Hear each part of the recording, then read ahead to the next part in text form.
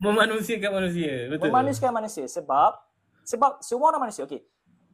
Saya dalam semasa saya buat kelas dengan makcik-makcik tu, saya terpaksa pakai bahasa yang layman tetapi saya dapat feedback yang sangat baik. Mereka faham. Saya katakan, kenapa dalam keluarga seorang command center tu ayah lah, boleh memberi arahan dengan baik kepada ahli keluarga dia sehingga ekonomi keluarga tu stabil.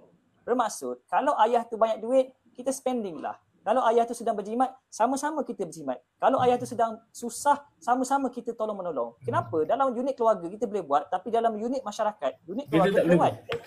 Unit masyarakat dan unit negara. Sebab itu benda yang sama, asasnya sama. Kalau senang sama-sama, susah sama-sama. Dia tak ada istilah. Yang jadi celarunya adalah apabila ada elemen tamak. Unit keluarga ni okey tak tamak. Unit keluarga ni tamak. 3-1 hancur ekonomi. Sebab bahasa ekonomi, maksud ekonomi pun membahagikan sumber yang terhad kepada permintaan tanpa batas. Saya bagikan hujah satu persatu semasa kelas tu. Kenapa saya keep on repeat pasal kelas tu? Saya puas hati. Bayangkan makcik-makcik selama ni, dia ada kekeliruan tentang memahami ekonomi. Apabila berhadapan dan masuk kelas tu, clear semua benda. Contoh, dia kata harga barang ni semakin mahal. Saya kata harga barang memang akan semakin mahal sebab kita ada inflasi.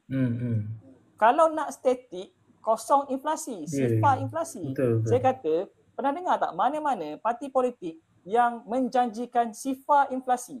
Dalam manifesto dia, kami menjanjikan kami akan kawal ekonomi sehingga sifar inflasi. Kalau doktor jumpa, bagi tahu saya akan tembak-tembaknya. Sebab itulah kebodohan. Dia yang tu pemimpin-pemimpin yang bodoh, yang tidak ada basics ekonomi tu dia tak ada. Ya, sebab kalau nak harga barang statik memang kena sifar inflasi. Betul. Tapi kalau setiap tahun ada 1%, 2%, memang harga akan naik. Cuma naik tu dia spike ataupun naik perlahan-lahan. Kenaikan perlahan-lahan disusuli dengan kenaikan gaji. Anwar Ibrahim masuk sahaja jadi Perdana Menteri, benda pertama yang difikirkan macam mana nak naikkan gaji penjawat awam. Betul. Naikkan gaji minimum. Kenapa Faiz minta maaf? Kenapa? Ya.